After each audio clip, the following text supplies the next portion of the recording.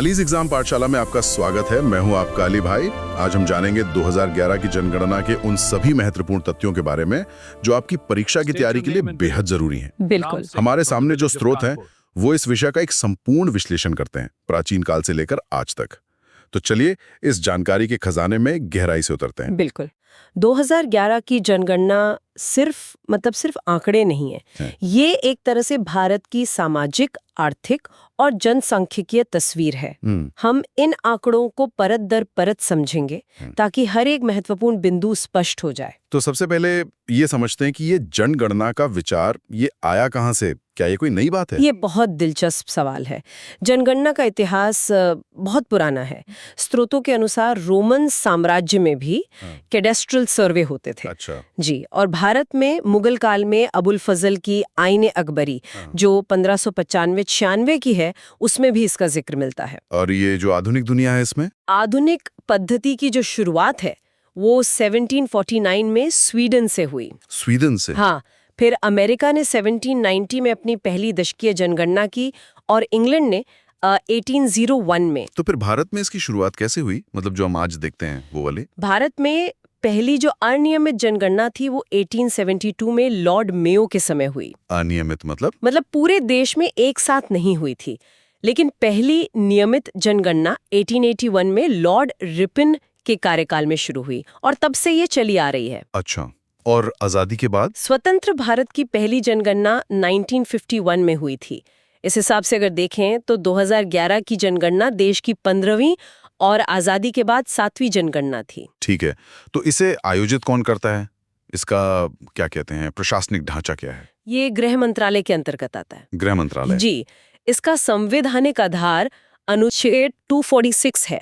मतलब ये संघ सूची में है और ये जनगणना अधिनियम 1948 के तहत काम करता है। और इसके लिए जो संबंधित विभाग है उसकी स्थापना 1961 में हुई थी। और 2011 की जनगणना से जुड़े कुछ खास नाम और तथ्य भी होंगे? हाँ, बिल्कुल। 2011 के जनगणना आयुक्त थे डॉक्टर सी चंद्रमौली। ये नाम जरूरी है। अच्छा। और 1951 में ये पद R.A. गोपाल स्वामी के पास था। 2011 की जनगणना का एक शुभंकर भी था, प्रगणक शिक्षिका। प्रगणक शिक्षिका? ठीक है। और कोई नारा भी था? हाँ, इसका नारा था, हमारी जनगणना हमारा भविष्य। बहुत अच्छा नारा है। तो अब आते हैं सबसे बड़े सवाल पर, जनसंख्या। 1951 से 2011 तक हम कितना बढ़े? बहुत ज्यादा। आंकड़े बताते हैं कि 1951 में भारत की जनसंख्या 36.10 करोड़ थी। 36 करोड़? जी। और 2011 में ये बढ़कर 121.08 करोड़ हो गई, यानी लगभग 3.5 गुना की वृद्धि। बाप रे। अच्छा, मैंने महान विभाजन वर्ष के बारे में सुना है, ये क्या है? ग्रेट डिवाइड ईयर, ये 1921 को कहा जाता है। 1921 को? हाँ, ये वो समय था जब जनसंख्या में ऋणात्मक वृद्धि मतलब नेगेटिव ग्रोथ दर्ज की गई थी, -0.31%। मतलब आबादी घटी थी? बिल्कुल। 1911 से 1921 एकमात्र ऐसा दशक था जब भारत की जनसंख्या घटी थी। और अगर हम ताजा दशक 2001 से 2011 की बात करें तो दशकीय वृद्धि दर क्या थी? इस दशक में वृद्धि दर 17.7% थी। 17.7%? हाँ, और यहाँ एक और महत्वपूर्ण तथ्य है जो हालांकि 2011 का नहीं है पर बहुत जरूरी है। विश्व बैंक के 2023 के अनुमान के अनुसार भारत 142.86 करोड़ की आबादी के साथ दुनिया में पहले स्थान पर आ गया है। चीन को पीछे छोड़ दिया है? जी बिल्कुल। चलिए अब देखते हैं कि ये आबादी भारत में फैली कैसे है। सबसे ज्यादा और सबसे कम जनसंख्या वाले राज्य कौन से हैं? सर्वाधिक जनसंख्या, इसमें कोई आश्चर्य नहीं, उत्तर प्रदेश में है, लगभग 20 करोड़। 20 करोड़? हाँ, इसके बाद महाराष्ट्र और फिर बिहार का नंबर आता है। और सबसे कम जनसंख्या सिक्किम में है, सिर्फ 6 लाख। तो एक तरफ 20 करोड़, दूसरी तरफ 6 लाख, बहुत बड़ा अंतर है। बहुत ज्यादा। और वृद्धि दर में भी ऐसा ही कुछ अंतर है क्या? हाँ, यहाँ एक चौंकाने वाला आंकड़ा है। सर्वाधिक दशकीय वृद्धि दर मेघालय में रही, +27.9%। अच्छा।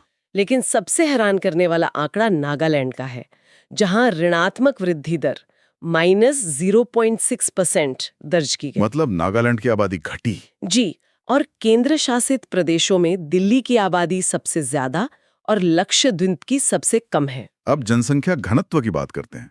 इसका मतलब क्या है और भारत का औसत क्या है? घनत्व का मतलब है प्रति वर्ग किलोमीटर में रहने वाले लोगों की संख्या। ठीक है। भारत का औसत घनत्व 382 व्यक्ति प्रति वर्ग किलोमीटर है, लेकिन इसमें राज्यों में बहुत बड़ा अंतर है।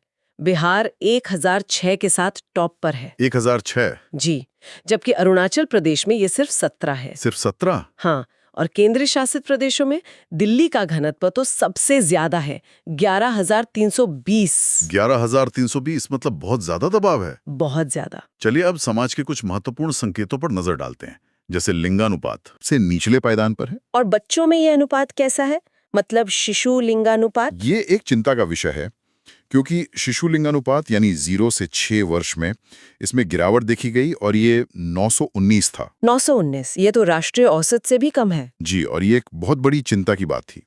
अब बात करते हैं साक्षरता की।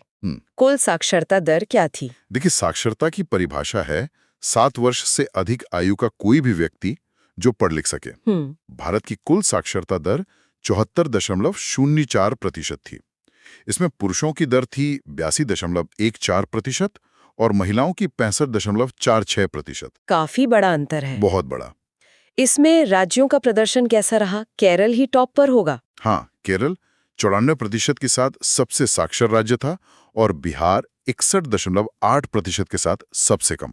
और पुरुष महिला साक्षरता में सबसे ज्यादा अंतर कहाँ था? वो राजस्थान में देखा गया। देश का सबसे साक्षर जिला, ये भी एक जरूरी फैक्ट है, मिजोरम का सरछिप है। सरछिप मिजोरम? जी ठीक है। जी। भारत गांवों का देश कहा जाता है। 2011 में ग्रामीण और शहरी आबादी का क्या अनुपात था? 2011 में 68.8% आबादी यानी लगभग 83.3 करोड़ लोग ग्रामीण थे और 31.2% यानी 37.7 करोड़ शहरी। तो अभी भी ज्यादातर भारत गांव में ही रहता है। बिल्कुल। सबसे ज्यादा ग्रामीण आबादी उत्तर प्रदेश में और प्रतिशत के हिसाब से देखें तो हिमाचल प्रदेश में थी, लगभग 90%। और शहरी? सबसे ज्यादा शहरी आबादी महाराष्ट्र में थी, लेकिन एक महत्वपूर्ण रुझान ये था कि शहरी जनसंख्या वृद्धि दर ग्रामीण वृद्धि दर से ज्यादा थी। मतलब लोग शहरों की तरफ आ रहे थे तेजी से। अब धर्म आधारित आंकड़ों पर एक नजर डालते हैं। 2011 के अनुसार हिंदू 79.8%, मुस्लिम 14.2%, ईसाई 2.3% और सिख 1.7% थे। वृद्धि दर के बारे में कुछ खास? हाँ, मुस्लिम समुदाय में सर्वाधिक वृद्धि दर 24.6% दर्ज की गई, वहीं सिख और बौद्ध धर्म में घटती वृद्धि दर देखी गई। और साक्षरता में? साक्षरता के मामले में जैन समुदाय सबसे आगे था। और अनुसूचित जाति यानी एससी और अनुसूचित जनजाति यानी एसटी की आबादी? कुल जनसंख्या में एससी का हिस्सा 16.6% था, जो कि 20.14 करोड़ है, और एसटी का 8.6% यानी 10.43 करोड़।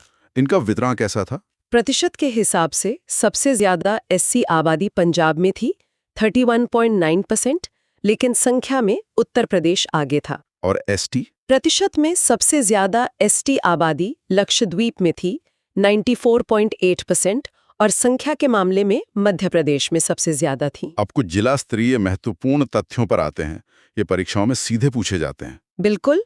2011 में कुल 640 जिले थे। 640? जी। इसमें सर्वाधिक जनसंख्या वाला जिला था ठाणे, महाराष्ट्र था। ठाणे। और न्यूनतम जनसंख्या वाला जिला था? दिबांग घाटी, अरुणाचल प्रदेश का। अच्छा, और साक्षरता में? सर्वाधिक साक्षर जिला, जैसा हमने पहले बात की, सरछिप मिजोरम, और न्यूनतम साक्षर जिला था अलीराजपुर मध्य प्रदेश का। और लिंगानुपात, ये बहुत दिलचस्प होगा। हाँ, सर्वाधिक लिंगानुपात वाला जिला था माहे, पुदुचेरी का 1176। 1176, बहुत अच्छा। जी, लेकिन न्यूनतम लिंगानुपात वाला जिला था दमन, सिर्फ 533। 533 मतलब लगभग आधे। जी, ये आंकड़ा बहुत ही चौंकाने वाला है। भाषा के बारे में क्या आंकड़े हैं? सबसे ज्यादा कौन सी भाषा बोली जाती है? सर्वाधिक बोली जाने वाली भाषा हिंदी है 43.63%।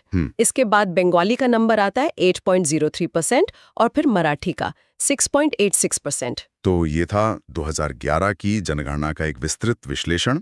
हमने इतिहास से लेकर जनसंख्या घनत्व, साक्षरता और जिला स्तरीय तथ्यों तक मतलब सब कुछ कवर किया। हाँ बिल्कुल। ये सभी बिंदु परीक्षा की दृष्टि से बहुत महत्वपूर्ण है। हाँ, और अंत में एक विचार छोड़कर जाना चाहूंगी। 2011 की ये आंकड़े हमें बताते हैं कि हम कहाँ से आए हैं। सही बात है। लेकिन 2023 की यूएन रिपोर्ट, जो भारत को दुनिया का सबसे ज्यादा आबादी वाला देश बताती है, वो एक नया सवाल खड़ा करती है। जब अगली जनगणना के आंकड़े आएंगे तो वे युवाओं के देश भारत की किस नई कहानी को बयां करेंगे और भविष्य की चुनौतियों और अवसरों के लिए क्या संकेत देंगे? बहुत ही गहरा सवाल है और इसका जवाब भविष्य में ही मिलेगा। उम्मीद है आज की ये चर्चा सबके लिए उपयोगी साबित होगी। एलीज एग्जाम पाठशाला से जुड़ने के लिए धन्यवाद।